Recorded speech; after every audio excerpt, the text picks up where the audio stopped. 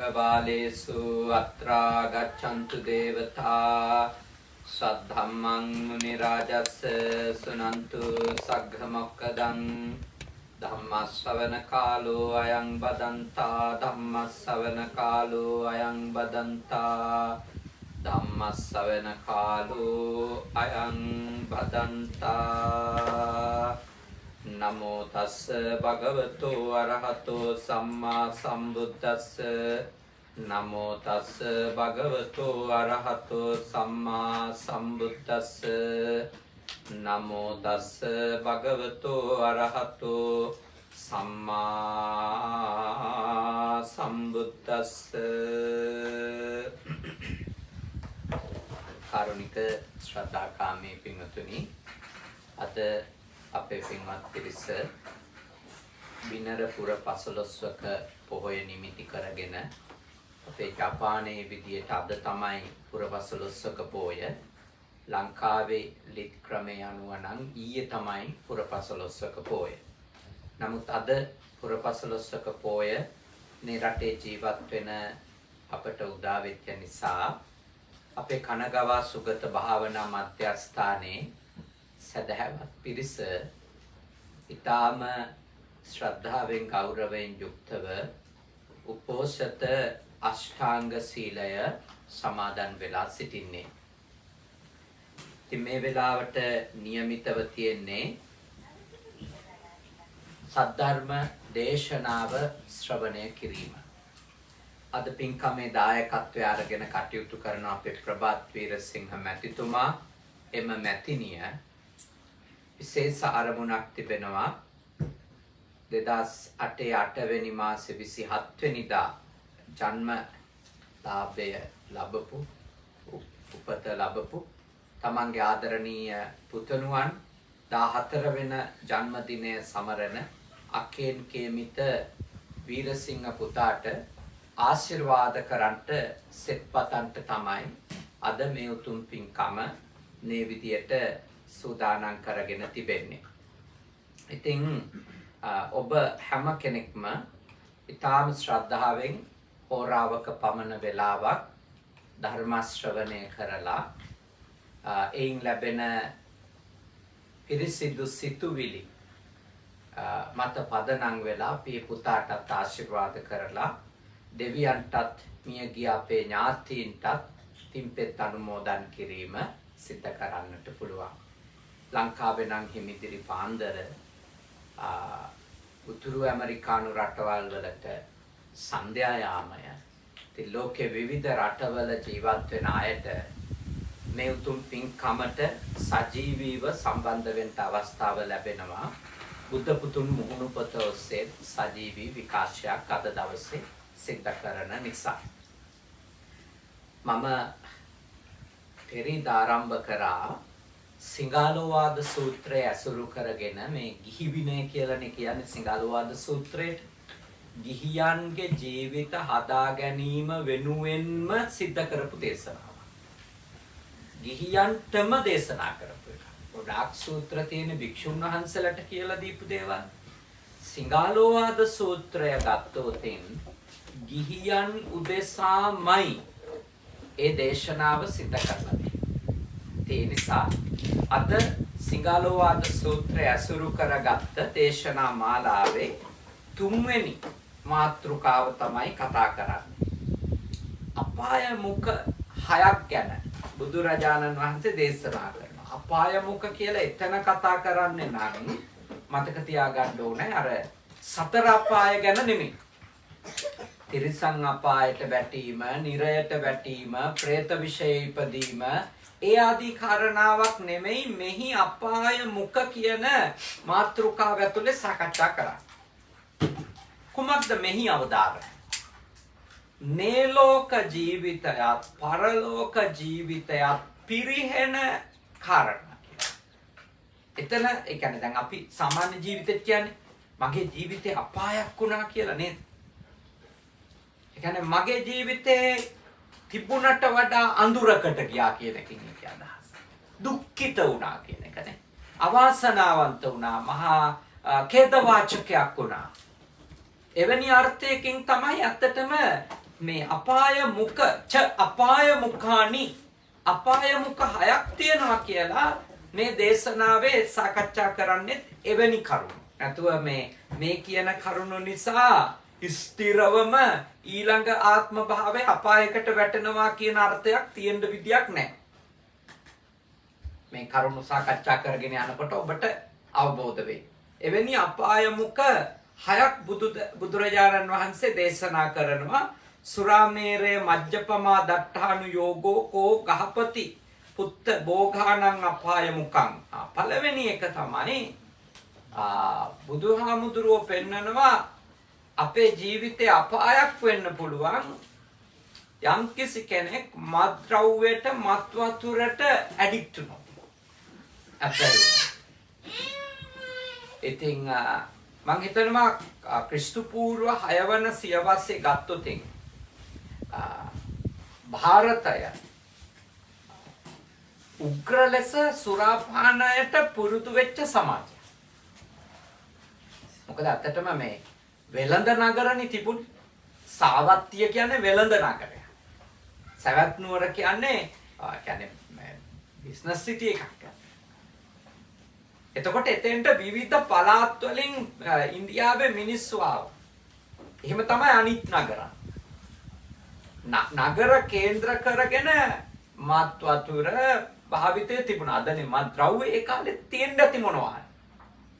Heroin ice ආදී දේවල් ඒ නම් නොඋනට මිනිස්සු මත් වෙන්න පාවිච්චි කරපුවා තියෙන්නේ නැති. ගුත්තිලකාවේ උනත් තියෙන්නේ නේද? රැග්ගප් සුරා පිරු විතින් සුරත් තඹරු පෙතිසෙනෙතින් පුවත් නොදැන බමන ගතින් නටත් අයෙක් සුරාමතින් නේ.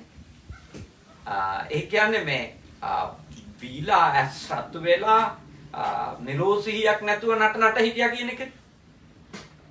එතකොට ඒ ජාතක කතා තුල වේවා ජාතක පාළියේ වේවා වෙනත් විස්තරවල මෙහෙම වෙන්නේ නැත්තේ එහෙම සංස්කෘතියක් තිබිලා තියෙනවා.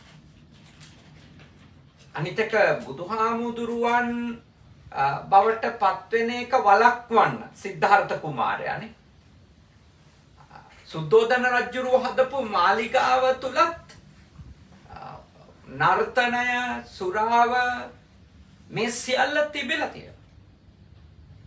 මොකද කාමභෝගී ජීවිතයක අංග විදියට තමයි ස්ත්‍රීන් සුරාව ලෝකේ එදා පිළිගත්තෙත් අද පිළිගන්නේ නැහැ. කාමභෝගී ජීවිතයක ප්‍රමුඛ දේවල්. ඉතින් බුදුහාමුදුරුවෝ කෙනෙකුගේ ජීවිතය පිරිහිලා යන අඳුරුවේ අපායක් වෙන්න දුක්ඛිත තැනක් වෙන්න මත්ද්‍රව්‍ය මත් වතුර භාවිතය හේතුවක් කියලා පෙන්වලා දෙනවා. ඒකට ඉතින් මිනිස්සු අකමැති වෙන්න පුළුවන්. ඉතින් බුදුහාමුදුරුවෝ කියලා තියන්නේ මිනිස්සු කැමති ඒවා නෙවෙයි නේද? බුදුහාමුදුරුවෝ කිව්වේ අතහරින්න කියලා. ඉතින් මිනිස්සු වැඩිපුර කැමති මොකටද? අතහරින්නද අල්ලන් ඉන්නද? අල්ලන් ඉන්නනේ. අල්ලන් ඉන්නනේ කැමතිද? බුදුහාමුදුරුවෝ දේශනා කරනවා වෛර කරන අයට වෛර නොකර ඉන්න. මිනිස්සු කැමති. වෛර කරන අයට වෛර කරන්නනේ. කීමටත් කියන්නේ ගේම නම් ගේම කියලා කියන්නේ සිංහල මිනිස්සු කියන්නේ. අපි මොකටද එහෙම සෙකන්ඩ් වෙන්නේ කියලා. හැබැයි බුදුහාමුදුරුවෝ ඒක අනිත් පැත්ත කියලා තියෙනවා.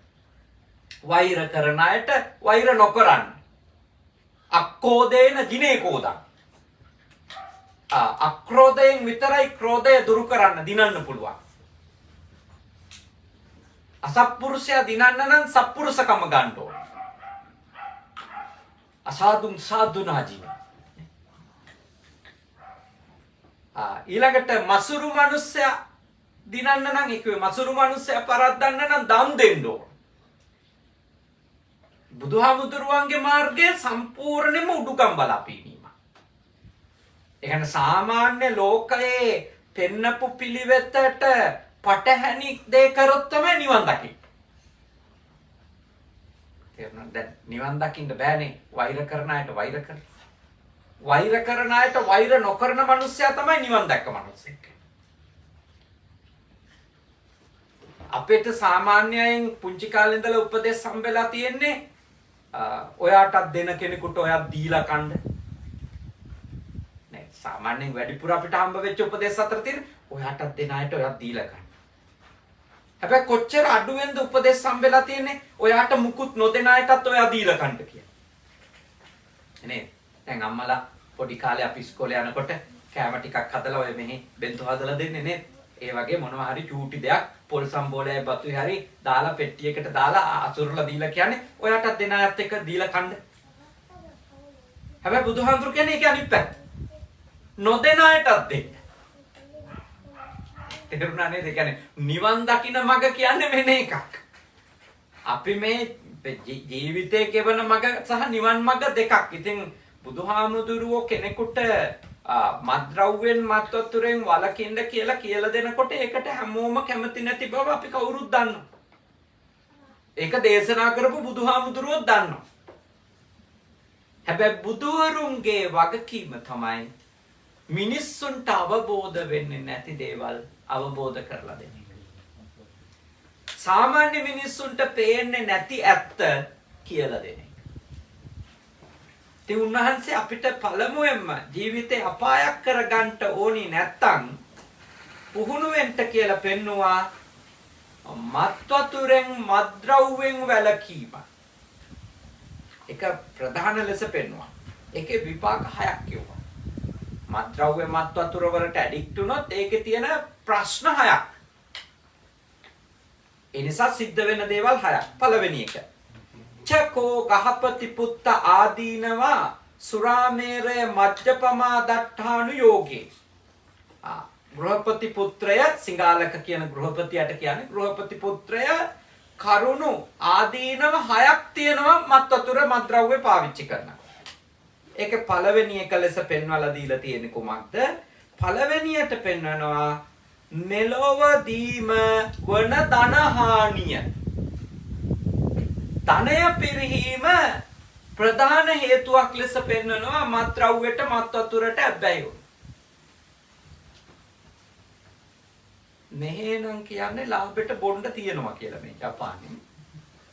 මම දැක්ක පහුගිය දවසේ මේ හරි හිතේ අමාරුවෙන් වගේ මෙහි නිවුස් එකක යනවා මේ ජපානයේ තරුණ ප්‍රජාව බොන එක අඩු කරලා ඒ නිසා ලොකු ආදායම් කඩා වැටීමක් වෙනවා කියලා මේ මීට වඩා ජපන් ජාතිකයෝ බොණ්ඩ උනන්දු වෙන්න ඕනේ කියලා ජපන් රජය ඒ ගැන අදහසක් පළ කරලා තිබුණා. ඔබ දකින්න ඇතිනේ. මම ඒක දැක්කා මේ NHK නිවුස් වල ඒක පෙන්නුවා මහ ලොකු ප්‍රශ්නයක්. ඉතින් ඒක මේ රටේ ඇයි එහෙම ප්‍රොමෝෂන් එකක් ගවර්න්මන්ට් එකම කරන්නේ කියලා බලනකොට මට හිතෙන එක තමයි මෙහි ඉතින් බේත් ගන්න නම් අපි කොහොමත් හොකෙන් ගෙවන්න එපා. නේ හොකෙන් එක නැති වුණොත් අරක්කු හෝ මේ මත් කුඩු හෝ මොනවා හරි බීලා හැදෙන ලෙඩවලට අපි අතින්නේ කොළ 7-8 ගෙවල බේත් ගන්න වෙන්නේ. නේ එතකොට මේ රජයට ඒක ප්‍රොමෝෂන් එකක් කරාට ප්‍රශ්නයක් නැහැ. මොකද බේත් දීම සුබ සාධනයක් නෙමෙයි මේ රටේ. මේ රටේ බේත් සල්ලි වලට ගන්න ඕන 70%ක් නේ. 30%ක් නේ අපේ හොකෙන් වලින් ගොඩක් වෙලාවට කවර් වෙන්නේ. එතකොට මේ රටේදී එහෙම උනන්දු කරද්දී ඒගොල්ලොන්ගේ පැත්තෙන් පාඩු අඩුයි. හැබැයි අපේ වගේ රටක උනන්දු කිරීමෙන් මොකද වෙන්නේ? මත්ද්‍රව්‍ය මත්වතුර විකුණලා දුම් වැටි විකුණලා ලබන ආදායම වගේ විශාල ගුණයක් වැඩි ආදායමක් මේ වැඩි වියදමක් එනවා. ඒවා භාවිතා කිරීම නිසා රෝගී වෙන මිනිස්සුන්ට නොමිලේ බේත් දෙන්න. මොකද රෝහල් පද්ධතිය නොමිලේ පවත්වාගෙන යනවා. ඒවා වැඩ කරන වෛද්‍යවරුන්ට පඩි දෙන්න ඕන. බීලා හැදෙන රෝග තමයි බෝනෝ වෙන රෝග බහුතරයක් නේ. ඉතින් රටේ ධනය විනාශ වෙන්න රාජ්‍යයේ ධනය විනාශ වෙන්න ප්‍රධාන හේතුවක් ඒක අපේ වගේ රටවල්. සුබ සාධන රාජ්‍යවලනේ. ලංකාව මං හිතන්නේ ඉන්දියාවත් සුබ සාධන විශාල වශයෙන් කරන රටක්. නොමිල බේත් දීම ආදී දේවල් කරන රටවල් වල ආර්ථිකයේ කඩන් වැටෙන එක ප්‍රධාන හේතුව. ඊළඟට පුද්ගල ජීවිතය ගත්තොත් ආර්ථික පරිහානියට ප්‍රධානම හේතුවක් ලංකාවේ දුප්පත් සමාජයේ පහළ මධ්‍යම පන්තික සමාජයේ ආර්ථික පරිහානියට මත්ද්‍රව්‍යයට මත් වතුරට ඇබ්බැහි වී සිටීම ප්‍රධාන හේතුව. මොකද ඔය අපේ රටේ සමෘද්ධිය කියලා එකක් දෙනවා. ඔබ බලන්න සමෘද්ධිය ලබා ගැනීම නිසා එක මිනිහෙක් සමෘද්ධිමත් වෙලා නැහැ. ඒක සමෘද්ධිය ලැබීම නිසා සමෘද්ධිමත් උනාය කියලා රජයට හෝ ග්‍රාම නිලධාරීට දැනුම් දීලා මට සමෘද්ධිය එපා කියලා කියපු ප්‍රවෘත්තියක් අපි අහලා තියෙනවා. අපේ රටේ අපි අහලවත් නැහැ නේ. මෙන්න මේ කොට්ටාවේ මිනිස්සු සමෘද්ධිය එපා කියලා ප්‍රතික්ෂේප කරලා රජයට ලොකු ඉතුරුවක්. එහෙම ප්‍රවෘත්ති නැහැ. තියෙන්නේ හැම ඡන්ද කාලෙකම අපි අහනවා අපි බලයටපත් වෙච්ච ගමන් තවත් සමෘද්ධි සහනාධාරය 500කින් වැඩි කරනු ලැබේ. අයවැයෙන් ප්‍රකාශ කරනවානේ. අපි අපුඩි ගහලා කියනවා. ඒකේ අපිට පේන යථාර්ථය තමයි මිනිස්සුන්ට සහනාධාර හම්බුණාටම මිනිස්සු පොහොසත් වෙන්නේ නැහැ. මොකද මම 100% දන්න දෙයක් තමයි සමෘද්ධිය ආධාර ලබන පවුල්වල 90%ක් පිරිමි දවසකට රුපියල් 1000කට වැඩිය බොණ්ඩ වියදම් කරනවා. හැබැයි ඒගොල්ලෝගේ අර කාන්තාවනේ උපාසකම්ම ගෙදර ඉන්නේ. දේශපාලකයින්ගේ පස්සේ රැස්වීම් කීයකට හරි යනවා සමෘද්ධි සහනාධාර කපයි කියන බයට. 3500ක් හරි 4000ක් හරි හම්බෙන්නේ මාසෙට. ඒක කපයි කියන බයට රැස්වීම් කීයකට හරි යනවා. මොකද හේතුව පිරිමියා හම්බ කරන ධනයෙන් 4/3ක්ම එයාගේ සුඛ විහරණය සඳහා විතරයි යොදවන්නේ. ගෙදර සංවර්ධනයට යොදවන්නේ නැහැ. ඒකයි පිරියනවා කියන්නේ. නැත්තම් අපේ රටේ වාසුන්නේලා හම්බ කරන විදියට වාසුන්නේලා ඉන්න එපැයි. ප්‍රාඩෝ මොන්ටෙරෝ තියාගෙන නේ. වාසුන්නේලා හම්බ කරනවනේ මට. කරජ් වාසුන්නේ හෙලා වේවා නේ. ඊළඟට මේසන් බාසුන්නේ හැල වේවා. එතන ඉඳලා බාස් කියන ශ්‍රී නාමයෙන් හඳුන්වනනේ. මේසන් බාස්කේ සිට කොත්තු බාස් දක්වානේ. සියලු දෙනා දවසකට යටත් පිරිසෙන් රුපියල් 3000ක් 4000ක් අවම හම්බ කරනවා. අවම ගාන. හැබැයි ඒගොල්ලෝ ඇයි හැමදාම එකද? ඇයි ගෙදර කපරාරුව ඉවර නැත්තේ? ඇයි ඒගොල්ලෝගේ ළමයි සුඛෝපභෝගී ජීවිතයක් ගෙවන්නේ නැත්තේ? ඇයි ගෙදර මූලික අවශ්‍යතාවත් අඩුම සමහර ගෙවල් වල টয়ලට් එකවත් හැදිලා ඉවර නැත්තේ ඇයි? ලංකාවේ බඩු මිල වැඩි එක හේතුවක්. එක හේතුවක්. ඉතින් මෙහි බඩු මිල අඩුදනේ. මෙහි බඩු මිල කොච්චර වැඩිද?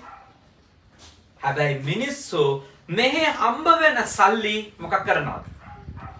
බිව්වා බොන එකටත් ලිමිට් එකක් තියාගෙන බොන ගාන සිහිනුවණෙන් තේරුම් අරගෙන තමන්ගේ මාසේ කළමනාකරණය කරගෙන ඉන්න වැඩපිළිවෙලක් ඇතුළේ තමයි බිව්වක් බොන්නේ.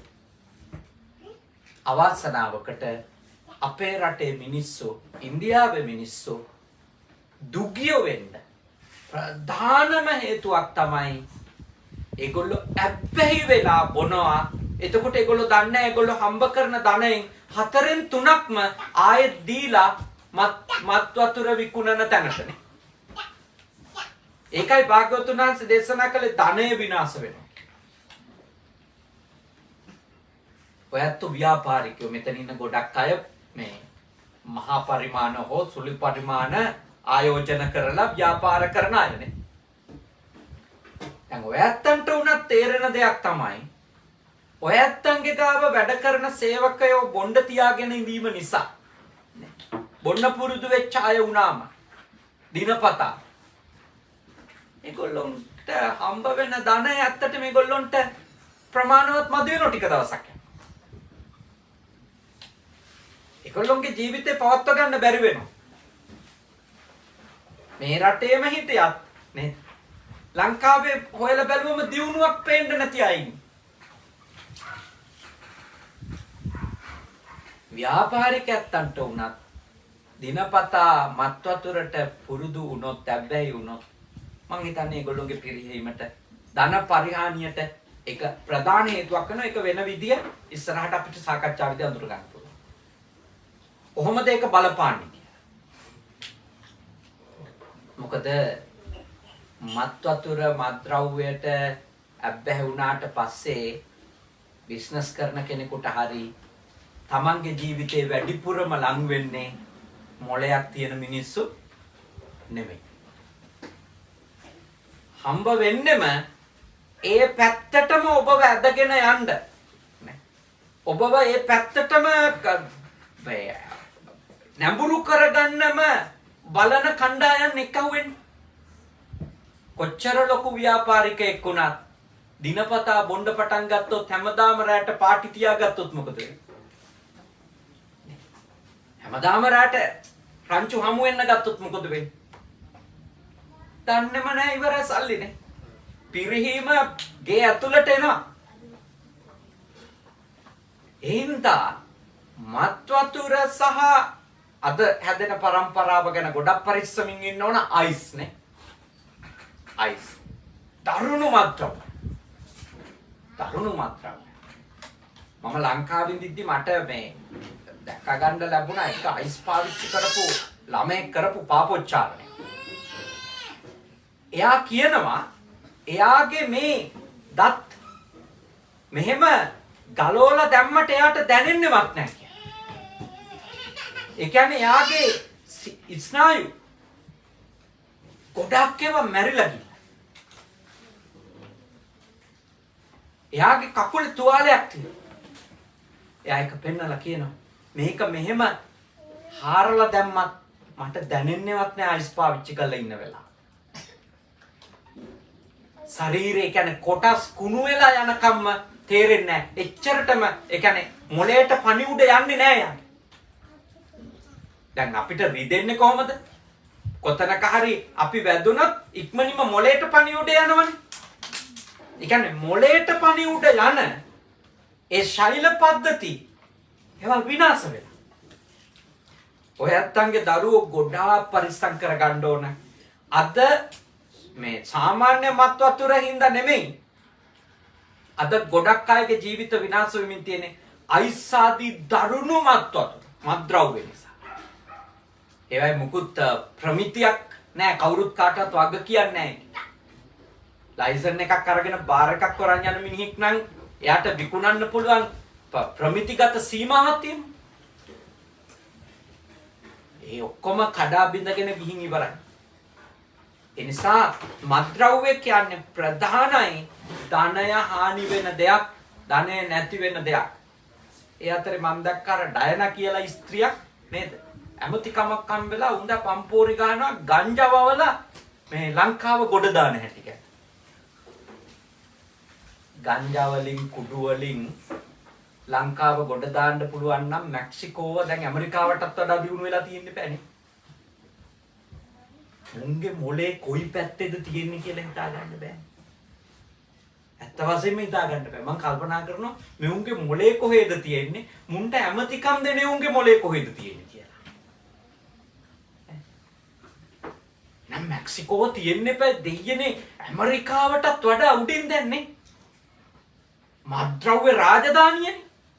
කුඩු ගංජා අබින් නැත්තේ මොනවද? ඒකේ තියෙන්නේ මොනවද? ඝාතනනේ. මංකොල්ල කෑ. මිනිහෙකුට නිදහසේ පාරය විදින්න බෑ. කොච්චර නූගත්ද මේ මිනිස්සු.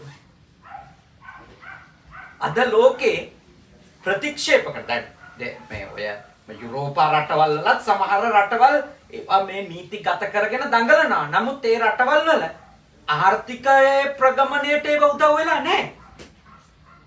සමාජ ප්‍රශ්න විතර ඇති කරලා තියෙන කොට. ආර්ථිකයේ සුපුරුදු විදියට. ඔය දැන් උදාහරණයක් ගත්තොත් අපි ඕලන්ද කියලා හඳුන්වන පුරට හොලන්ඩ් කියලා නේ. සමහර වීදි තියෙනවානේ ඒ රටේ. මේ ඔය වගේ මේ මත්ද්‍රව්‍ය වලට මේ ෆ්‍රීලි ඕන කෙනෙකුට ගිහිල්ලා මේ උදේ දවල් රෑ නැතුව පැය 24ම බිබී ඉන්න එහෙම හදපු ස්ට්‍රීට් තියෙනවානේ. ඒ වගේ රටවල්. මොකද්ද දෙවුණා? පිස්සෝ වගේ වැටිලා ඉන්නවා මේ රටේ සංවර්ධනයට දායක වෙන්න පුළුවන් ප්‍රජාව. ඒ නිසා අපි අවබෝධ කරගන්න ඕන අපේ රට හරි ඛේදවාචකයක්. හරි ඛේදවාචකයක්. ඖෂධයක් විදියට මේ වේද මහත්තුරුන්ට පාවිච්චි කරගන්නවා කියනවා ඒක ප්‍රශ්නයක් නෙමෙයි. නමුත් ඒක මත්ද්‍රව්‍යයක් විදියට ඉස්සරහට ගෙනියන්න හිතුවොත් ඒක අපේ ආර්ථික ජයග්‍රහණ වලට යොදා ගන්න හිතනවා නම් මම දන්නේ නැහැ ඒක. ඒක ඉතින් ඒගොල්ලෝ තමයි තීරණය කරගන්න ඕන කොහොමද ඒක හරි විදියක් වෙන්නේ කියලානේ. අපට තේරෙන දේ නම් අපේ වගේ නූගත් සමාජයේ බලවත් රටවල් වල ඕවා නෙමෙයි ප්‍රොමෝෂන් වෙන්න ඕනනේ. මේ ස්මාර්ට් යුගයක් නෙමෙයි තියෙන්නේ. මේකේ හරිනම් ඊළඟ ජෙනරේෂන් එකට පොඩි ටැබ් එකක් අතේ තියාගෙන බිස්නස් කරන හැටි උගන්වන්න එපා. අපේ වගේ රටක් ගොඩ දාන්න පුළුවන් එවැනි මේ බොහොම යාවත් කාලීන වෙච්ච ක්‍රමවලින් අද ලෝකේ ප්‍රකෝටිපතියෝ බිහි වෙලා තියෙන්නේ මත්ද්‍රව්‍ය විකිණීමෙන් ගංජා විකිණීමෙන් නෙමෙයි. පොඩි ඇප් හදාගෙනනේ තමන්ගේම ඇප් නිෂ්පාදනය කරගෙන ඒගොල්ලෝ විකුණනවා. කොච්චර ආදායම් හොයනවා. අවාසනාවකට අපේ රටේ තාම හිතන්නේ ගංජා විකුණලා, කසිප්පු විකුණලා, අරක්කු විකුණලා මේක ගොඩ දාගන්න පුළුවන් රටක් කියලා. මතක තියාගන්න තව අවුරුදු 20කට 30කට පස්සේ ලංකාව තුන්වෙනි ලෝකේ නුනොත් අපි ජීවතුන් අතර හිටියොත් මේ අද කතා කරන දේ බලාගත හැකියි. ජීවිතේට පළවෙනිමත් දෙවෙනිමත් වෙන්නේ නැහැ. මොකද මේ මිනිස්සුන්ගේ ඔළුව වැඩ කරන්නේ. ඒ නිසා අපි දුගී වෙන ප්‍රධාන හේතුවක් අපේ බුදුහාමුදුරුවෝ කියපු දේ හරියටම හරි ධනහානියට ප්‍රධාන හේතුවක් මත්ද්‍රව්‍ය. මත් වතුර. අබ්බැහි වූ වීම. දෙවෙනි එක. කලහ වැඩි වීම. රණ්ඩු නේද? ඉතින් සහතික ඇත්තනේ නේද? බිව්වද ලංකාවේ උන් චොර කර ගන්නවානේ. ඉවරයිනේ. එතන නාලා ගුටි ගාගෙන බැනගෙන යාලුකම් ඉවර කරගෙන දසකට කඩාගෙනනේ. අයියෝ කරගන්න දේවල්. සිංහල මිනිස්සු ගැන කවර කතාවද නේද? බුදුහාමුදුරුවෝ මං හිතන්නේ අපි ගැන හිතලා වෙන්න ඇති මේවා දේශනා කරන්න ඇති නේ. අනිත් රටවල් වලත් මිනිස්සු බොනවා තමයි නේ. හැබැයි බීලා කොච්චර පරිස්සම් වෙනවද මේ තමන්ගේ රැකවරණය ගැන. අපි බිව්වොත් රණ්ඩුවක් නේ. පාටියක් පටන් ගන්නව නම් ඊළඟට හිත හදාගෙන ඉන්න ඕන වලියක් එනවා කියලා. මගුලක් ඉවර වෙන්නේ නැහැ හට්ටි හැලි වලම් පොළවේ ගහ ගන්න නැතුව. ඒක ඛේද වාචකයක්. ඒක ඛේද වාචකයක්. අපි එතෙන්ට වැටෙන්න හොඳ නැහැ. අපි එතෙන්ට වැටෙන්න හොඳ නැහැ. අපි ඉගෙන ගන්න ඕන මේවයි තියෙන හානි අඳුනගෙන අපිට ලිමිට් එකක් නේ. මං කියන්නේ බොන මිනිස්සුන්ට එක සැරේට මේකව නවත්ත ගන්න බැරි වෙයි. හැබැයි අඩුම Tamanට තියෙන්න ඕන තමන්ගේ සීමාව මොකක්ද කියලා අදහසක්. හැම මිනිසෙකටම බොන එක නවත්තන්න බෑ. තමන්ගේ මනස සූදානම් නැත්තම් ඉතින් මොකද කරන්නේ? හැබැයි අඩුම තමන් අනාරක්ෂිත වෙන්න හොඳ නැහැ. දැන් මේ වගේ රටවල් වල කලකෝලහල ඇති කරගත්තොත් එහෙම බීලා පළවෙනියටම ගහපු මිනිහනේ අත උස්සපු මිනිහනේ අමාරුවේ වැටෙන්නේ. අපේ ක්‍රමේම මේ සිංහලෝ පුරුදු වෙලා තියෙන ක්‍රමේම බීලා රණ්ඩුව පටන්ගෙන මුලින්ම ගහන්නත් නේද? මොකද මුලින්ම නොගැහුවොත් එහෙම Taman නිකන් බාල්දු වෙච්ච මිනිහෙක් විදියට තමයි සලකන්නේ. ඒ නිසා පැන්න ගමන් ගහන්න තමයි ඉගෙනගෙන තියෙන්නේ. ගැහුවම ගෙවන්න වෙනවනේ. දැන් මෙහි තියනවා ඉතින් තව එකක් මම බලලා තියෙනවා මෙහි රණ්ඩුණත් අභ්‍යන්තරික එකඟතා තියෙන පොලිසියක් නැහැ. බීලා රණ්ඩුත් වෙනවා ගහත් ගන්නවා හැබැයි පොලිසියක් නැහැ. මොකද දෙගොල්ලම දන්නවා ගියාම ඊට වැඩි අමාරුයි කියලා. නැත්තම් එහෙම ඉවරයි. ලයිසනුත් ඉවරයි ඔක්කොම ඉවරයි. නිසා අපි අපේ රට අද නම් ගොඩක් හොඳයි. අපි පුංචි කාලේ අදිත් මහත්තයා නේ මාතරනේ නේ. මගේ අම්මේ මිනිස්සු සරන් කරේ තියන් යන්නේ නේ. මුළු ගමටම ඉල්ලනවා රණ්ඩුවනේ. අර තියනවා අපි පොඩි කාලේ දැකලා තියෙනවා එහෙම මිනිස්සු. මම දැකලා තියෙනවා අපේ ගම්පලත්තල මිනිස්සු මේ පිහි ඉනේ ගහන් ඉන්නවා. පිහිලා යන ගමන් ඒක දික් කර ඉන්න අයත් එක්ක රණ්ඩු කරනවා. වාසනාවකට මේ ජෙනරේෂන් දෙකක් විතර ඉගෙන ගත්තු හින්දා දැන් මේ වගේ නැහැදිච්ච උන් හරි අඩුයි. ඉගෙන ගත්තා. උගත්කම ආවත් එක්ක ගොඩාක් දේවල් මේ වෙනස් වුණා. මේ බුදුරජාණන් වහන්සේ වදාළ දේ බොන්න ඇබ්බැහි වුණොත් බීම මුල් කරගත්තොත් යම් තැනක වෙනවමයි. එඳ ගොඩාක් අපි හිතන්න ඕන කාරණා. අපිට දියුණු සමාජයක් වෙන්න නම් මේවා ගැන හිතන්න ඕන. බොන එක නවත්ත ගන්නම බැරි වුණත් අඩුම බොන එකට විනයක් හදාගන්න. තමන්ගේ සීමාව ලකුණු කරගන්න. තමන් කවුද? තමන්ට දරා ගන්න පුළුවන් ප්‍රමාණය මොකක්ද? සහ අඩුම තරමින් තැනකට ගියාම බොණ්ඩම වෙනවා නම් රණ්ඩුවක් වෙලාවට හිමින් මාරු වෙන්නවත් වෙනවානේ. අඩුම ඒකටවත් සීකල්පනාව තියාගන්න ඕන. මොකද නැතුව බෑ. මෙහි ඔය බොණ්ඩ කියලා උනන්දු කරාට කොහොමද වැඩේ බීලා එලෙව්වෝ නේ? බීලා එලෙව්වෝ. එලවපු මිනිහටත් දඬුවම් තියෙනවා. ඊළඟට කාර් එක දීලා නම් කවුරු හරි කෙනෙක් පාටියට යන බව දැනගෙන කාර් එක දීපු මිනිහටත් දඬුවමක් තියෙනවා නේ. ඊළඟට බොණ්ඩ පාටි එක දීපු මිනිහටත් දඬුවමක් තියෙනවා. හැබැයි රජය කියන බොණ්ඩ තව මදි කියලා. අපිට ඉන්කම් එක මදි ඕගොල්ලෝ බොණ්ඩ. හැබැයි කියලා වෙන විදියකට ගන්න අපේ රටේ ඕක මොකක්වත් නැහැ. අපේ රටේ මොකක්වත් නැහැ. බීලා ගිහිල්ලා මිනිස්සු මරලා දානවා. ඊට පස්සේ මාස දෙකක් තුනක් ඉඳලා ඉවරයි. ඒක ඉවරයි. මැරිච්ච මිනිහාගේ ගෙදර මිනිස්සුන්ට පාඩුව වෙනවා. අරයා මාස දෙකයි නැත්තම් තුනයි. දැන් නම් සති තුනෙම එළියට වෙන වෙලාවල් තියෙනවා. හරි ඛේද වාචකයක්. එනිසා කලහවලට ප්‍රධාන හේතුවක් අපේ දූල පුතාලත් පුංචි කාලේ ඉඳලම දැනගන්න ඕන. නැති රණ්ඩු ඇති වෙනවා බොන්න පුරුදු වුණා. නැති තරහකාරයෝ ඇති වෙනවා බොන්න පුරුදු වුණා. මං කියන්නේ බොන ඒවා නවත්ත ගන්නම බැරි නම් අඩුම තීරණයක් ගන්න ජීවිතේ මොකා එක්කද බොන්නේ මොකා එක්කද බොන්නේ නැත්තේ කියලා. මොකද ඔය සමහරුන්ගේ සර්පයෝ එළියට පයින්නවා බිව්වට පස්සේනේ. ඇතුලේ සර්පයෝ ඉන්නවා. බිව්ව ගමන් තමයි මේ සර්පයෝ ටික එළියට පයින්න ගන්න. ඊළඟට අර සාමාන්‍ය සිහියෙන් කරන්න බැරි කැත වැඩ ඔක්කොම කරන්න ගන්න. කියන්න බැරි කැත කතා ඔක්කොම කියන්න ගන්න. ඊට පස්සේ ඉවර රණ්ඩුවක් නේ. අඩුම මම කියන්නේ බොන එක නවත්තන්න බැරි නම් මෙන්න මේවා හරි හිතන්න. මම කා එක්කද බොන්නේ? නැත්තේ කා එක්කදනේ? කොතනද බොන්නේ? බොන්නේ නැත්තේ කොතනද? අන්න ඒ වගේ විනයක් හදාගන්න. නැත්තම් ජීවත් වෙන්න බෑ. අමාරුවේ වැටෙන තුන්වෙනි එක භාග්‍යවතුන් වහන්සේ දේශනා කරන රෝගයනට කෙතක්. බලන්න ක්‍රිස්තු පූර්ව 6 වන සියවසේදී බුදුහාමුදුරුවෝ කියලා දෙනවා ලෙඩ වැවෙන කුඹුරක්. රෝගයනට ක්ෂේත්‍රයක් කියන්නේ ලෙඩ වැවෙන ලෙඩ වගා කරන කුඹුරක් වගේ තමයි මත්වතුර මත්ද්‍රව්‍ය කියන්නේ. මොන තරම් නුවණක් බුදුහාමුදුරුවන්ට තියෙන්නේ නැද්ද? අද ලංකාවේ සාමාන්‍යයෙන් ඇවරේජ් එකක් විදියට ගත්තොත් ලංකාවේ දිනකට 350ක් මිනිස්සු මැරෙනවා. දිනපතා මරණ ප්‍රමාණය මැරෙන අයගේ ප්‍රමාණය මුළු රෝහල් පද්ධතියේ ගෙවල් වල සිද්ධ වෙන මරණවල ප්‍රමාණය දවසකට 350 ලංකාව.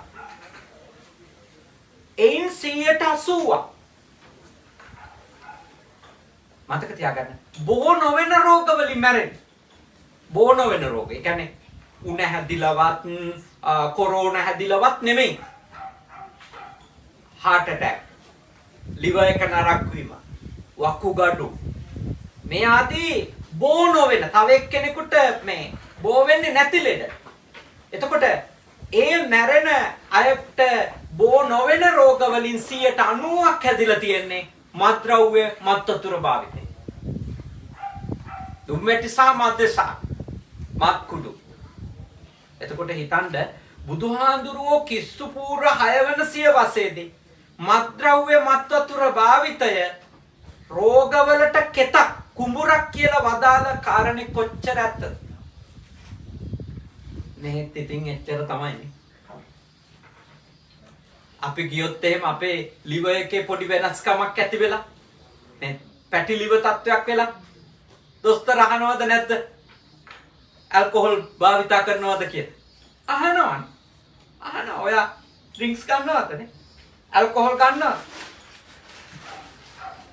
එයි මේ වෛද්‍යවරු සියලු දෙනා දන්නවා මත් වතුරේ මත්ද්‍රව්‍යයේ ඇඩික්ට් වුණොත් අබ්බැහි වුණොත් අනිවාර්යයෙන්ම බෝ නොවන රෝග විශාල ප්‍රමාණයක් එකකින් හැදෙනවා. අපූර්ව වැඩක්. ඔය දුම් වැටි දාලා තියෙන පෙට්ටිය තියෙන. ඒ පෙට්ටියේ 80%ක රූපමය අවවාදයක් දාන්න ඕන කියලා ලංකාවේ නඩුවක් දැම්මා. ටොබැකෝ එකට. මාත් ඒ නඩුව කතා කරනකොට උසාවියේ ඒව බලන් ඉන්න ගියා. මොකද වෙන්නේ? ඒ නඩුව. මොකද ඒ නඩුව දාපු අයට අපි ආශිර්වාද කරා. මොකද අපේ මිනිස්සු බේරගන්න නෛතික උපායන් යොදන්න ඕන නිසා. ඒකෙම රූපමය අවවාදයක්. රූපෙකින් පෙන්වන්න ඕන පිළිකා හැදිච්ච එක. එතකොට මේකට ලංකදුම්කොළ සමාගම කැමති උනේ නැහැ. ඒගොල්ලෝගේ පැත්තෙන් අනිත් පැත්තට තමයි තර්ක කරන්නේ. එහෙම දාන්න බෑ. එතකොට අපි දරපු අදහස නියෝජනය කරපු නීතිමය මේ කණ්ඩායම් තර්ක කළා. එහෙනම් දුම් වැටි වල තියෙන විස ශරීරයට දුම් වැටියක තියෙන අහිතකර දේවල් ගැන ඕගොල්ලෝ සටහන් කරා. එතකොට අර පැත්තෙන් තර්ක කරපු නීතිඥයා කිව්වා එහෙම වුණොත් වෙනම කොලයක් දෙන්න වෙනවා දුම් වැටියත් එක්ක. දිග පටියක්. ඇයි ඒක? දිග පටියක් දෙන්න වෙන්නේ. එච්චරටම දුම් වැටියේ විස තියෙනවා. ඒ ටික ලිව්වොත් එහෙම අර දුම් වැටි තියෙන පෙට්ටිය ලියන්න බෑ. වෙනම පටියක් දෙන්න වෙනවා කියලා කිව්වා. ඒගොල්ලෝගේ පැත්තෙන් කිව්වා. ඒක තර්කානුකූල නැහැ. ඒ කියන්නේ කෙස් ගහේ ඉඳලා නියපොත්ත දක්වා හැම අවයවයකටම හානි කරන විස සිගරට්ටුවක අඩංගු. එච්චර. එනිසා ඔබ හිතන්න. පුළුවන් තරම් බුද්ධිමත් වෙන්න. පුළුවන් තරම් තමන්ගේ පැත්තෙන් පාලනය වෙන්න ඕනේ. මේ කියලා දෙන්නේ 100%ක් නවත්ත ගන්න බැරි වෙන්න පුළුවන්. නමුත් පාලනය වෙන්න පුළුවන්. තමන් ගැන හිතන්න පුළුවන්. තමන්ට ආදරය වෙන්න පුළුවන් නේ. ලෙඩ වුණොත් කොච්චර සල්ලි තිබුණත් වැඩක් තියෙද? දිනපතා බේත් අහුරක් බිබී නම් වට ගහගෙන නන්නේ. නිරන්තරයෙන් මේ රෝහල් ගානේ යන්න ගියොත් ඉවරයි නේ. ජීවිතේම ඉවරයි. ඒ නිසා අපි හොඳට මේවයි තියෙන විපාක පැත්ත, ආදීනව පැත්ත අවබෝධ කරගන්න ඕන. රෝගවලට කෙතක්, රෝගවලට කුඹුරක්, රෝග වගා කරන භූමියක් තමයි මත්ද්‍රව්‍ය මත්වතුර. තුන්වෙනි විපාකේ. හතරවෙනි විපාකය. හතරවෙනි විපාකය තමයි භාග්‍යවතුන් වහන්සේ දේශනා කරනවා අපකීර්තිය ඉපදවීම. අපකීර්තිමත්. ඒ කියන්නේ අපකීර්තිය පැතිරෙන දේවල් එයාගේ ජීවිතේ වෙන්න පටන්. දැන් කීර්තිමත් වුණා කියන්නේ අනිත් අය අපි වට රැස් වෙනවා කියන එකනේ. මොන මිනිස්සෙක්ගේ ගාවට අපි ළමයෙක්වත් ලං කරනවද? ලං කරන්නේ. එයා අපකීර්තිමත් වෙනවානේ. උග්‍ර ලෙස නිතිපතා මත්ද්‍රව්‍යයට මත්වතුරට ඇබ්බැහි වෙච්ච කෙනෙක් ගාව කවුද එකතු වෙන්න කැමති? ඒ මට්ටමටම වැටිච්ච මිනිහෙක් කරුණුකොට. ඒකේ පිරිස අපෙන් ඈත් වෙන හේතුවක්. අද වෙලා තියෙන බහුතරයක් මිනිස්සු මත්ද්‍රව්‍යයේ මත්වතුරේ පාවිච්චි කරන නිසා උට දැනෙන්නේ නැහැ.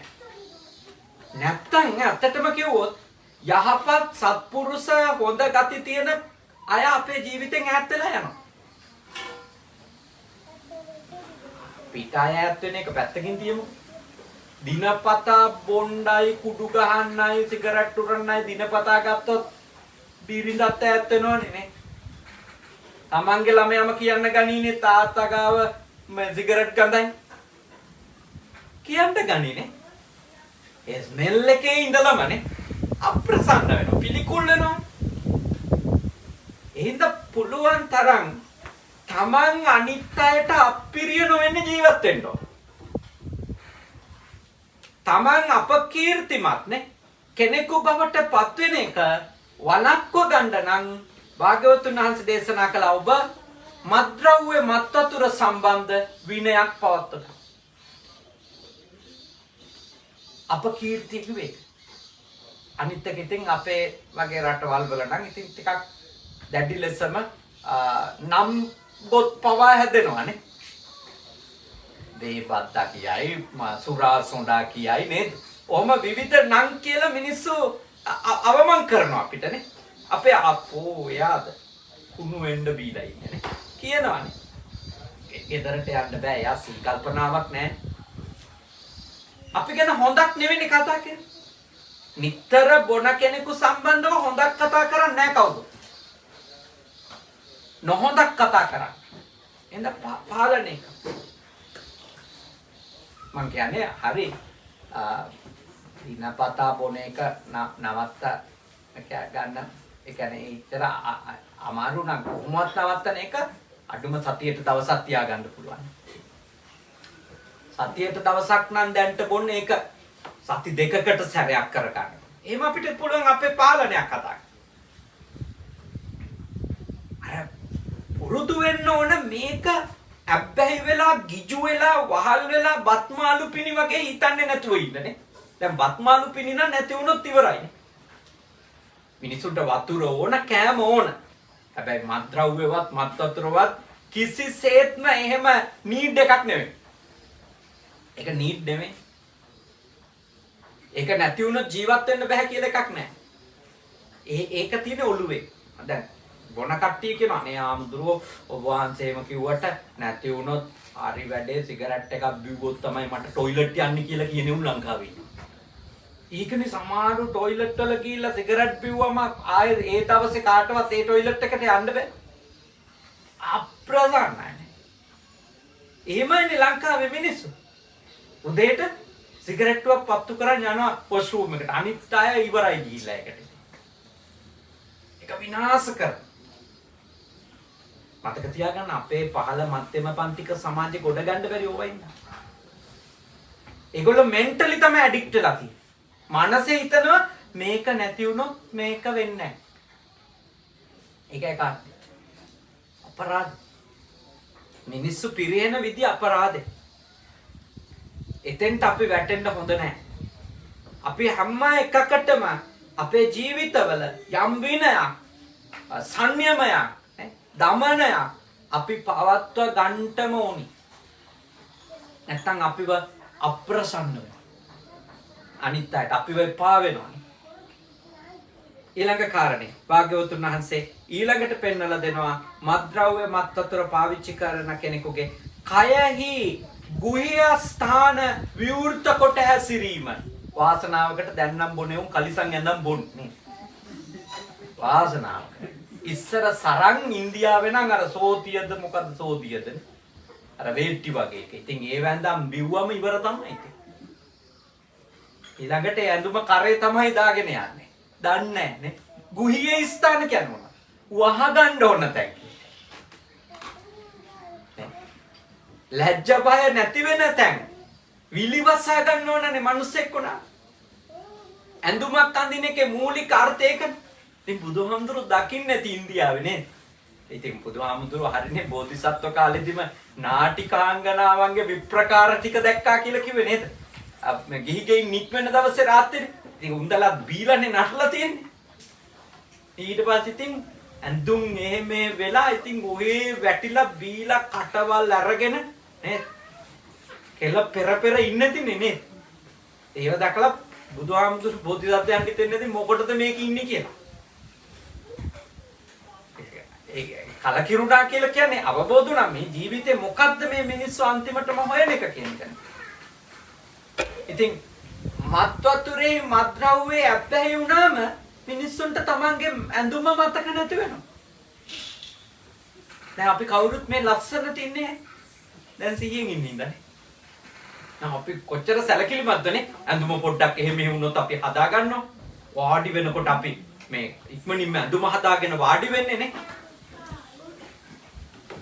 මත්ද්‍රව්‍යයට මත්වතුරට අබ්බැහි වුණාම වෙන්නේ ඒව සම්බන්ධව කල්පනාව නැති වෙනවා. ඒක හින්දා ගොඩාක් පරිස්සම් වෙන්න ඕන තමන්ගේ ආත්ම ගෞරවය ඉවරටම ඉවර වෙන්න. අපි පොඩි කාලේ තමයි මේවා දැක්කේ. ලංකා සමාජය, ග්‍රාමීය සමාජය මෙතෙන්ට වැටිලා හිටියා. මේ බුදුහාමුදුරුවන්ගේ මේ දේශනාවේ තියෙන ඔක්කොම දේවල් මම දැකලා දිනු පොඩි කාලේ. අපි ජීවත් වෙච්ච ගම්වල මේ දේවල් තිබුණා. පීලා හඳුම නෑගේ ඒ ඉන්නවා අප්‍රසන්නයි. දරුවෝ පාර යන්නේ ලැජ්ජාවෙන්. ඇයි තාත්තා ගැන කියනවා? තාත්තා වැටලා හිටියේ මෙහෙමයි කියලා කියනවානේ. කොච්චර ලැජ්ජයිද? එහෙනම් අපි ගොඩක් මේ දේවල් තේරුම් ගන්න ඕන. අපේ බුදුහාමුදුරුවෝ මේ ගිහියෙකුගේ ජීවිතේ අපායක් වෙන එක වළක්ව ගන්න. ගිහියෙකුගේ ජීවිතේ අසතුටෙන් පිරුණු එකක්, කලකිරුණු එකක් වෙන එක වළක්ව ගන්නට වදාළ දේශනාමයි. මේවා අපි තාම හොඳින් තේරුම් ගත යුතු දේවල්. අන්තිම කාරණය ලෙස භාග්‍යවතුන් වහන්සේ දේශනා කරනවා නුවණ දුර්වල වීම. නුවණ දුර්වල වීම. ඒකවේ මොලේ වැඩ කරන්නේ නැහැ. ඒක හරි නේද? නුවණ කොච්චර දුර්වල වෙනවද? අපි පහුගිය දවසක දැක්කේ මේ චිබාහරි ඉබරකිනේ. ඉබරකි. අපේ කයිෂා එකක බීලා නේ. බීලා පිහියෙන් යනවා නේ. පිහියෙන් යන. මේකට වැඩ කරන මිනිස්සෙකුට. පිහියෙන් යනපු මිනිස්සයා හිරේ ගියා. අර මිනිස්සයා මැරිලා ගියා. දැන් මත් වතුර මත්ද්‍රව්‍ය පාවිච්චි කරාට පස්සේ එයාගේ මොලේ වැඩ කරන්නේ නැතුව ගියානේ. එයාට අමතක වෙන්නේ නැතිනේ කොච්චර අමාරුවෙන්ද මේ රටට ආවේ කියලානේ. කොච්චර අමාරුවෙන්ද වීසා එක ගත්තේ කියලා. කී ලක්ෂයක් ණයද කියලා ලංකාවේනේ. අද මේ රටවල් වලට එන්න ඉස්කෝලේකට එන්න ලක්ෂ 20ක් 25ක් යනවානේ. ගෙවල් උගස් තියලා එන්නේ. පොලියට අරන් එන්නේ. එතකොට බලන්න මොලේ වැඩ කරන්නේ නැතුව යන. නුවණ නැති වෙන. එතකොට මත්වතුර මත්ද්‍රව්‍ය බීපු ගමන් රණ්ඩු හදාගන්න. නුවණ තියෙන මිනිස්සු රණ්ඩු වෙන්නේ නැහැ. අනුවණ මිනිස්සුනේ රණ්ඩු කරගන්න. ගහගන්න. නිසා මත්වතුර බිව්වම මිනිස්සුන්ගේ සාමාන්‍ය බුද්ධිය නුවණ නැති වෙලා කියලා මිනිස්සු අනර්ථදායී දේවල් කරගන්න. අනිත් එක උමතු වුණාට පස්සේ සමහර අය අපි දැකලා තියෙනවා තමන්ගේ දරුවෝ පවා දූෂණය කරනවා. තමන්ගේ දරුවෝ පවා දූෂණය කරනවා. අර පෞගේ දවසේ පාදුක්ක ප්‍රදේශයේ එක දරුවෙක් පොඩි ඉස්කෝලේ යන දුවෙක් යාළුවෝ 5 දෙනෙක්ද 4 දෙනෙක් එකතු වෙලා ඒ දරුවව මේ රේප් කළානේ. කෙලසලා දමලා තියෙනවා. ඒ ගෑනු ළමයාටත් මත්ද්‍රව්‍ය පොවලා අර ගොල්ලොත් මත්ද්‍රව්‍ය බිල පාසල් ළමයි ඔක්කොම. හිතන්න අපේ රට වැටලා තියෙන දේ අවුරුදු 14යි දුවට මේ පුතා ඔබතුමාගේ පුතාගේ වයස 5 දෙනෙක් රේප් කළානේ. අපි කොච්චර සත්තු වගේද එතකොට ඉන්නේ අපේ රටේ මිනිස්සුනේ. ඒකයි මේවා එහෙම රිලීස් කරන්න හොඳ නැත්තේ. මේවට දැඩි නීති තියෙන්න ඕනේ ඒකයි. අපේ වගේ මුග්ධයෝ මෝඩයෝ ඉන්න රටවල් වලට නීතිත් නැති වුණොත් ඉවරයි. ඒව පාලනය කරන්න ක්‍රම නැති වුණොත් අපේ රටවල් වල මිනිස්සු පිස්සෝ වගේ දඟලයි. පොඩි දරුවෝ දූෂණය කරයි අරගෙන කියලා. එයි සිහිසුන් වෙනකම් දිව්වට පස්සේ මොලේ හොඳ නැහැ. අම්මා පේන්නේ නැහැ, අක්කා පේන්නේ නැහැ, නංගි පේන්නේ නැහැ, තමන්ගේ දුව පේන්නේ නැහැ. මම ඉස්සර මම කියන්නේ 2005 විතර හිරියාල කියලා තියෙනවා මේ කුරුණෑගල දිස්ත්‍රික්කේ එක මේ ප්‍රාලේ කොට්ටාසයක් හිරියාල. එහෙ බණ කියන්න ගියාම එහෙ ඒජි ඔෆිස් එකේ ඒ කාලේ වැඩ කරපු නිලධාරියෙක් මට ඇවිල්ලා කිව්වා "හාමුදුරුවෝ මේ හිරියාලේ විතරක් තාත්තා නිසා දුවට දරුවෝ ලැබිච්ච පවුල් 14ක් තියෙනවා." ඔව් හිරියාල. මේවා මේ එකක්වත් මේ හිතලු නෙමෙයි. මේ හිතලු නම් මේම ලයිව් දාගෙන මේම කියනවා. මේ මට ඒ කාලේ ඒ පළාතේ 2005 විතර ඒ පළාතේ රාජ්‍ය නිලධාරියෙක් කිව්වේ බණට ගියා.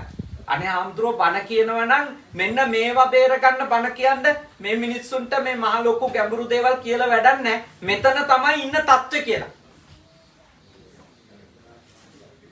එතකොට හිතන්න ඒ තාත්තට බොන්නේ නැතුව ඔතෙන්ටපත් වෙන්න පුළුවන්. මම කල්පනා කරේ ඒකයි. කියන්නේ බීලා ඔළුව නරක් කරගත්තු මිනිහෙකුට ඇරුණුකොට තමන්ගේ දරුවෙක් එහෙම නේද? තමන්ගේ බිරිඳ විදියට තියාගෙන ඉන්න කොච්චර පහතක්ද? ඒ හැම පවුලකම එක ප්‍රශ්නයක් තියෙනවා. ඒ තමයි අම්මා මැද පෙරදිග රටකට කියලා. ඒ හැම පවුලකම තිබිච්ච හේතු. මොකද කුරුණෑගලනේ වැඩිම ලංකාවේ මැද පෙරදිග කාන්තාවෝ ඉන්නේ. ඒ තිබිච්ච ඇත්ත හේතුවක්. ඒකයි නුවණ නැති වෙන මතක තියාගන්න. මොලේ වැඩ කරන්නේ නැහැ. මත්ද්‍රව්‍ය බොන කෙනාගේ මොලේ බොහොම මේ ස්ලෝ යාගේ. ඒකයි පමා කියන්නේ නේ. හැමදේම ප්‍රමාද වෙනවා කියන්නේ. මජ්ජ කිව්වේ මදයටපත් වෙනවා. ඒ නිසා පමා ප්‍රමාද වෙනවා. ක්‍රියේටිව් නෑ. නිර්මාණශීලී දේවල් හිතෙන්නේ නැහැ. අලුත් නිර්මාණ කරන්න බේබද්දෙකුට බෑනේ. බේබද්ද කොයිද අලුත් නිර්මාණ කරන්න තියෙන්නේ නේ. අක්කම බොරු කතාන්තර වෙන්නේ නැහැ. ඒ කියන්නේ මිනිහෙකුට හිතන්න බැරි වෙන. එක තැන මත් වෙලා ස්ටක් වෙලා ඉන්න පුළුවන්. මොකද අපි දකින්නේනේ. බලාගෙන ඉන්නවා ආස තියා. ඇයි කියලා මම ජොයින්ට් එකක් දැම්මලු. මේ දිව්‍ය ලෝකෙත් එක ජොයින්ට් වෙලා ඉන්න. ඔය ඉන්න කල්පනා කරලා. එහෙමයි කියන්නේ ලංකාවේ එහෙම කියන උන් ඉන්නවා. මට හම්බෙලා තියෙන ඉඳ මම මේ කියන්නේ දන්නේ නැහැ. ජොයින්ට් එක. ඔය බලන් ඉන්න බලාගත්තුවත් ඒ බලාගෙන ඉන්නවා. ඉතින් මේ උන් ඉන්න රටක් දිනුනේ. නිකන් හිතන්නේ එහෙම රේල් පාරවල් අයිනේ කොච්චර ඉන්නවද? එහින්දා අපි හොඳට අවබෝධ කරගන්න ඕන අපේ බුදුහාමුදුරුවෝ මේ කියපු කරුණු 6 ක්‍රිස්තු පූර්ව 6 වන සියවසටත් වළංගුයි 2022ටත් වළංගුයි මතක තියාගන්න 5022ටත් මේව බලන්න මේ එක කරුණක් අයින් කරලා කාටවත් තර්ක කරන්න බෑ මේව බොරු මේව වෙන්නේ නැහැ කියලා වෙනවා මේ කියපු මේ වදාළ දේවල් ඔක්කොම ටික වෙනවා මිනිහෙක් ඇඩික්ට් වුණොත් මත්ද්‍රව්‍යෙහි මත් වතුරෙහි ලොල්ලුනොත් මුසපත් වුණොත් දන්නේම නැතුව මෙතෙන්ට වැටෙනවා ඒ නිසා සිංහලෝවාද සූත්‍රයේ අපාය මුඛ දැන් මේ එකකවත් කිව්වද මේ සතර අපායට වැටෙනවා කියලා නෑ ඊළඟ ආත්මෙට වෙන එකක් නෙමෙයි මේ කියුවේ මේ ඊළඟ ආත්මය නෙවෙයි මේ කතා කරන්නේ මේ කතා කළේ මේ ලෝකෙ වෙන දේ මේ ලෝක ජීවිතේ අපායක් වෙනවා විශේෂයි ගර්භණී වියනේ දැන් මේ මොන මහත්මිය දරුවෙක් බිහි කරන්න ඉන්නවා ගර්භණී විදියට ඉන්න කාන්තාවෝ මත්ද්‍රව්‍ය මත් වතුර පාවිච්චි කිරීම නිසා ආබාධ සහිත දරුවෝ බිහි ප්‍රධාන හේතුව මගේ කතා නෙමෙයි දොස්තරලා කියන කතාව ප්‍රධාන හේතුව මත්ද්‍රව්‍ය මත් වතුර පාවිච්චි කරලා තියෙන එක ඒ ගර්භණී කාලය තුළ ඒ දරුවෝ අංග විකල වෙයි. ඉතින් හිතන්නකෝ අංග විකලව දරුවෙක් ඉපදුනාම අත්වෙන ඉරණම. ඒ ළමයාගේ ජීවිතේ ඉවරයි. අම්මා තාත්තගේ ජීවිතේ ඉවරයි. ආයි දියුණුවක් නැහැ නේ. ළමයා මත්තේ ජීවත් වෙන්න එපා. ගොඩට හිතන්න. ඉතින් කරුණු 6ක් ඉගෙන ගත්තානේ. කරුණු 6ක් ඉගෙන ගත්තා මේ දේශනා මාලාවම ඉදිරියට සිද්ධ වෙනවා මේ සන්ධ්‍යායාමේ ධර්ම දේශනාවල මම යෝජනා කරන ඇත්තටම බුද්ධ පුතුන් එකේ රෑ 7ටනේ මෙහි වෙලාවෙන් බණ තියෙන්නේ. ඔය ඩ්‍රයිව් කරන ගමන් හරි චුට්ටක් අහන්න මේ ටික. මේ ටික අහන එක ඔබට හොඳයි. මේ බුදුහාමුදුරුවෝ ආයේ මේ රහතන් වහන්සේලාට වදාළ දෙයක් නෙවෙයි. මේ ජීවත් වෙන ඔබ වෙනුවෙන්ම වදාළ කරුණු. ඒ නිසා ඊටාම ශ්‍රද්ධාවෙන් අද මේ සද්ධර්ම දේශනාව සිද්ධ කරන්නට දායක වුණා. අපේ සදහවත් ප්‍රභාත් වීරසිංහ මැතිතුමා එම මැතිනිය එයන්ට දරුවෝ 3 දෙනෙක් ඉන්නවා දූලා දෙන්නත් පුතණුවනුත් නේ පුතණුවන්ගේ ජන්මදිනය 14 වෙනි උපන් දිනය 8 වෙනි මාසේ 27 වෙනිදා යෙදුනේ ඒ දාටත් අපි පින්කමක් කරන්න තමයි හිටියේ නමුත් කොරෝනා හැදුනා නේ කොරෝනා හැදිලා පවුලේ මාය ගොඩාක් පීඩා වින්දා ගෙදර හැමෝටම පාහේ රෝගී වුණා. ඉතින් ඒ නිසා අපි සාකච්ඡා කරගත්තා මේ පොය පින්කමට පුතාට ආශිර්වාද කරලා පින්කමක් කරගමු කියලා. ඒ අනුව තමයි අද දවසේ සද්ධර්ම දේශනාවට ප්‍රභාත් වීරසිංහ මැතිතුමා දායක වුණේ මැතිනිය සමග. ඒ අත්ව අපේ සේනාසනයේ කැපකරු අවංක දායකයෝ මේ සේනාසනය දියුණු කරගන්න මේ සේනාසනය පවත්වාගෙන යන්න තමන්ගේ ධනය, ශ්‍රමය, කාලය, දැනුම හැමදේම කැප කරන දායක පවුලක්. අපේ සේනාසනයේට මහ සම්පතක් ලෙස තමයි අපි ප්‍රභාත් වීරසිංහ මැතිතුමත් මැතිනියත් දුව දරුවොත් ඒ පවුලේ අය සලකන්නේ. ඊටාම ශ්‍රද්ධාවෙන් අද පින්කමට දායක වුණා. අපේ අදිත් මැතිතුමා ඔබ හැම වෙනුවෙන් ඉල්ලා සිටියා සිල් භාවනා වැඩසටහනක් කරමු කියලා. මං හිතන්නේ බොහොම ප්‍රයෝජනවත් නේ. ගොඩක් අය ඇවිල්ලා බොහොම ශ්‍රද්ධාවෙන් අද දවස මේ සේනාසනේ ගත කරන්නට කැප වෙනවා. අද විශේෂයි අපේ සදහවත් ඉන්දික රණසිංහ මැතිතුමාගේ මව් වෙනුවෙන් කරන පින්කම් මාලාවක් තියෙනවා අද දවස තුල. ඉතින් ඒ නිසා මේ පින්කමෙන් රැස්වුණු සියලුම පින් කුසල් අපි අනුමෝදන් කරමු දෙවියන්ට. දෙවියෝ මේ පින් අත් කර ගනිත්වා. දෙවියන්ගේ ආශිර්වාදය, ආරක්ෂාව, බැල්ම, ශක්තිය අද උපන් දිනයේ සමරන අකේන් කේමිත වීරසිංහ පුතාටත් ඒ වගේම මේ පවුලේ දූලා දෙන්නට මැතිතුමන්ට මැතිනියට වගේම මේ පුංචි දූලා පුතාලා හැම දෙනාටමත් වනාපු ඔබ හැම දෙනාටමත් පූජනීය මහා සංඝ රත්නයටත් ලැබේවා සැලසේවා. සියලු දෙවියන්ගේ ආශිර්වාදයෙන් මේ දරුවාගේ අධ්‍යාපනය අනාගතේ වාසනාවන්ත වේවා, නිදුක් වේවා, නිරෝගී වේවා, සුවපත් වේවා, දිගාසිරි ලැබේවා. උතුම් දෙවිවරුද මේ පින් අනුමෝදන් වී අමා මහ නිවනින් සැනසීමෙන් සැනසීමටම පත්වෙත්වා කියන සිතින් සාදු කියලා ප්‍රාර්ථනා කරන්ට. ඒ වගේම තමන්ගේ නමින් මිය පරලෝ ගියපු සියලුම ඥාති හිත මිත්‍රාදීන් මේ පින් අත් කර ගනිත්වා. සුවපත් වෙත්වා, සැපවත් වෙත්වා, දුකින් මිදෙත්වා. උතුම් අමා මහ නිර්වාණ ධර්මයම අවබෝධ කර ගනිත්වා කියලා සාදු කියලා ප්‍රාර්ථනා කරන්ට. අවසාන වශයෙන් ඔබ අප හැම දෙනාට දෙවි දේවතාවුන්ට නියගිය ඥාතීන්ට මේ පින් කුසල් පාරමී වේවා. මේ භවයේ පුරාම සත්පුරුෂ කල්යාණ මිත්‍ර ඇසුර ලැබේවා. සද්ධර්මයම ඇසේවා. ධර්මානුධර්ම ප්‍රතිපත්ති පූර්ණේ කරගෙන ඉක්මන් භවයකදී නිවන් දකින්නට අද කරගත්තු පින් කුසල් පාරමී වේවා. සාදු සාදු සාදු. හොඳයි හැමදෙනාම දෙවියන්ට පින් දෙමු. ආකාසට්ටා ච බුම්මට්ටා දේවා නාග මහිත්‍තිකා පුඤ්ඤන්තං අනුමෝදිත්වා චිරන් රක්ඛන්තු ශාසනං. ආකාසට්ටා ච බුම්මට්ටා දේවා නාග මහිත්‍තිකා පුඤ්ඤන්තං අනුමෝදිත්වා චිරන් රක්ඛන්තු දේශනං. ආකාසට්ටා ච බුම්මට්ටා දේවා නාග මහිත්‍තිකා පුඤ්ඤන්තං අනුමෝදිත්වා චිරන් රක්ඛන්තු මම් පරන්ති. හැම දිනාටම තෙරුවන් සරණයි.